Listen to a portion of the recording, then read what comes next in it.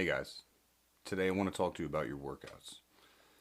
More specifically, what your workout should look like if you haven't worked out in a while. The most important thing to focus on when you begin working out or working out again is just the fact that you're doing something. And I know that's a very unsatisfying remark for a lot of people who need direction, feel like they need direction, feel like they need guidance, feel like they need some sort of prescription in order to get going again. But the fact of the matter is that that prescription is so much less important than we tend to believe that it is. Just the fact that you're getting your body moving again is going to force your body to change in so many different ways, in ways that you can't see. These ways, these are preliminary, they're necessary, and they're absolute. They're always going to occur. Whether or not we do it while we're running or while we're lifting weights or we're doing yoga or we're stretching or whatever the case is, our body is going to adapt specifically to the imposed demands that we place on it. This is important when we talk about injury prevention or injury mitigation, working out around a previous injury. You don't want to work out in any way that's going to hurt. I mean, no pain, no gain. I mean, it's been talked about a lot anymore, and it's pretty much been, beaten to death now, and pain's not necessarily a good thing. Discomfort, on the other hand, the sensation of being uncomfortable, the sensation of being out of breath, the sensation of being out of strength or out of endurance, that's important. The sensation of pain, that's something obviously that we want to stay away from. We want to be uncomfortable. That's the whole purpose of exercise in the first place, is to create certain instances and levels of discomfort and stress that are going to force our body to adapt to it, whether it's metabolically, neurologically. The connective tissue gets stronger, gets denser, has greater tensile strength. And then eventually the muscles will grow in a way that allows it to produce more force.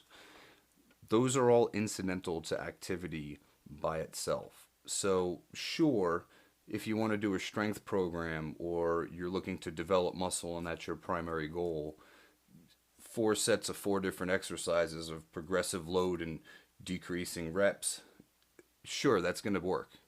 But you know what else is going to work if you haven't worked out in a while? That's going back to the gym and doing something. Because your body's not going to develop muscle right away. That's the last thing that it really wants to do. It really just wants to economize the movement. Doing it to the point where it hurts, or doing it to the point where our body is sending our brain signals and saying that this isn't good and we're damaging something, that's never a good thing.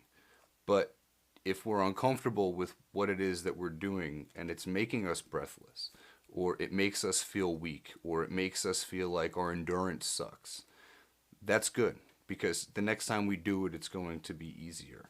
And preliminarily, when you just begin an exercise program and it's been a really long time since you've done anything, what's way more important than variety is consistency. So the answer to the question of what should I do, I want to start working out again, what should I do? Regardless if it's followed by I want to get rid of this, or my legs grow really quickly, or I want to get rid of my belly fat. Regardless of what the secondary goal is, the primary goal is you want to begin exercising again, the most important thing you can do is begin exercising again. And by doing anything that you want. The answer is the simplest answer that's possible. If you want to begin exercising again and you don't know what to do, that's okay. You just need to start exercising and do something. As long as it makes you uncomfortable, as long as it makes you feel weak at a certain point or breathless. Walk up and down the flight of stairs 6 or 7 times, 12 times, 2 times, whatever it takes to make you feel like it's exhausting you. Your body's going to adapt to that. It's not a piece of exercise equipment. It isn't located in a gym. There isn't some magic and some majesty that happens just because you're exercising within a certain footprint on Earth that's got other people that are exercising. You don't need any equipment. What you've got is pretty much all you need. All I need to train a client is a roll of quarters and a can of paint. That's it. I can punish you for 20 minutes, I can punish you for 3 hours with just those two things. It doesn't take much. What it takes is your willingness to put yourself in a situation where you're physically uncomfortable and look forward to doing that again tomorrow in the hopes that it's going to be easier. If you've got a pre-existing injury, something that's nagged you for weeks, months, years, decades, you want to move around that. Don't do it if it hurts. Do it if it's uncomfortable to the system. Don't do it if it hurts a particular point in your body. Now, I would still encourage you to explore movement around a joint that's caused you problems before. Do it in a safe and controlled way, but move. See exactly what hurts, when it hurts, how it hurts, why it hurts. If you're walking on a treadmill and it hurts, take a look at your feet. Are you symmetrical? Are your feet landing the way that they should be? Take a moment and focus on that and see if that corrects the problem. I've got back issues, degenerative arthritis in 6 vertebrae, herniated discs, chronic sciatica. I have to move around these things all the time. Now, fortunately, my body's adapted to the point where I incidentally have the proper posture to avoid pain and to avoid it really affecting my daily activity and my daily life. But I'm still conscious of it. And when I feel like today's a little bit worse than yesterday, or I wake up and my back is tight, I move around it. I ask it what it's trying to tell me, because it's not trying to tell me to stop. It's not trying to tell me not to do anything. It's trying to tell me to be careful and pay attention to it when it screams. It's going to feel uncomfortable in certain places. You're going to feel pain in certain places of your body that you've had pain before.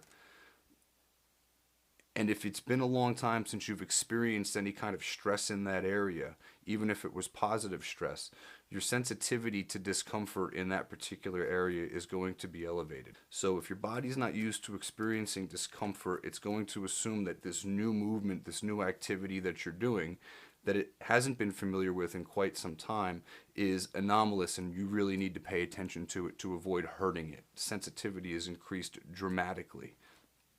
So you really need to move around it and feel, see, is this going to cause a problem for you even if you do X, Y, or Z? If it does hurt for you to do it some way and you need to scale back the intensity, just increase the duration, increase the length of time that those tissues and those muscles and the bones and the joints and everything else are under stress. It could be even a balance activity.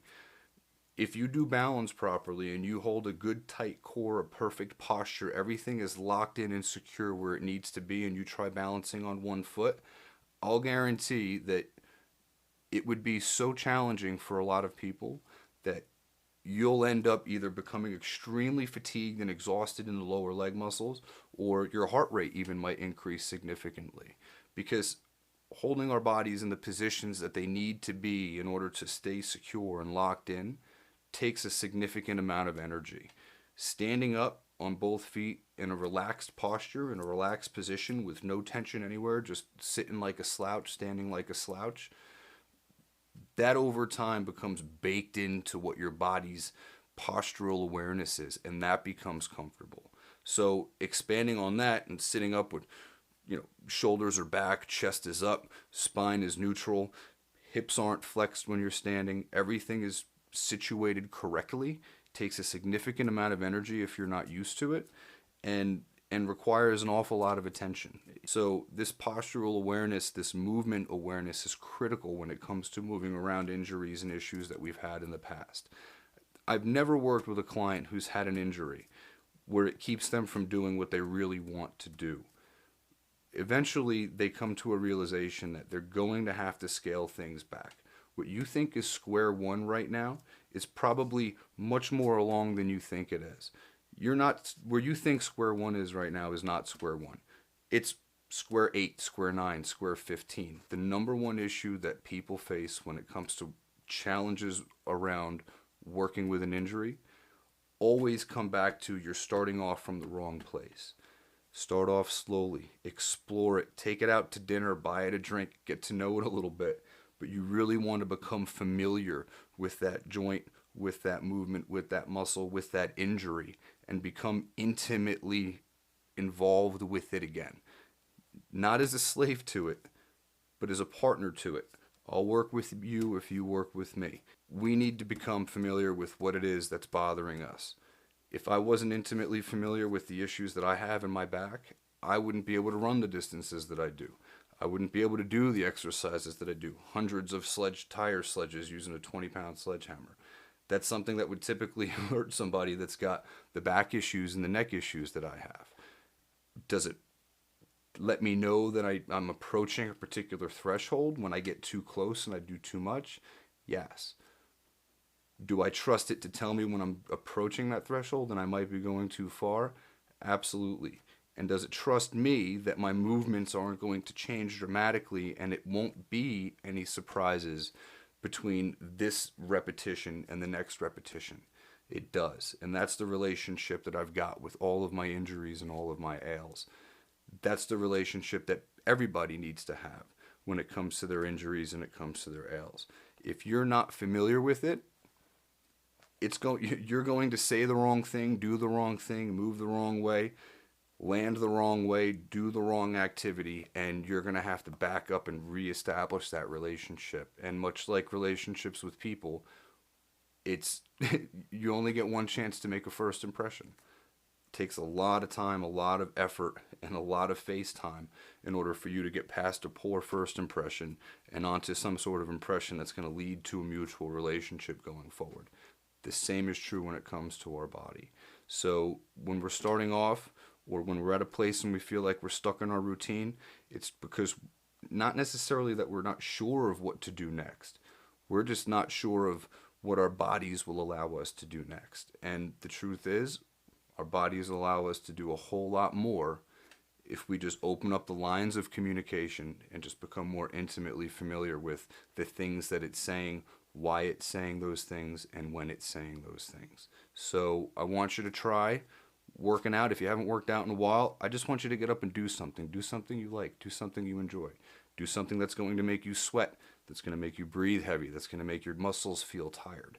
Because this early in the game, it really doesn't matter what it is that you're doing as long as you're doing something that's not destructive. So get used to that. That will take you in certain directions. You might find that you like walking down the street. That might turn into a jog, which might turn into a run. You might find that you like doing yoga when you wouldn't have necessarily thought you'd do yoga before. So now you start stretching and now mobility becomes a lot more of your focus. There's really no wrong answers. If it hurts, stop doing it. If it's uncomfortable, that's the sensation that you want to get used to. Listen to your body, hear what it's telling you, earn the trust of the issues that you've had in the past. Let them know that you're not going to cause them any problems, but you've really got to start that relationship over from like the very first handshake, from the very first hello. So that's what I want you to try. I know that there's some value in that, and you will be able to find a new way to move, a new way to exercise, or a new way to pursue what your fitness goals used to be. But you probably have had an injury or something like that get in the way. Give it a shot. Let me know how it goes. I'm super interested to know if you found success in this, and if you've got any questions or you need any guidance in any way, reach out. I'm always happy to help. Thank you. Take care, and it's a beautiful day here in North Jersey. Get out there. Enjoy it. I'll talk to you soon.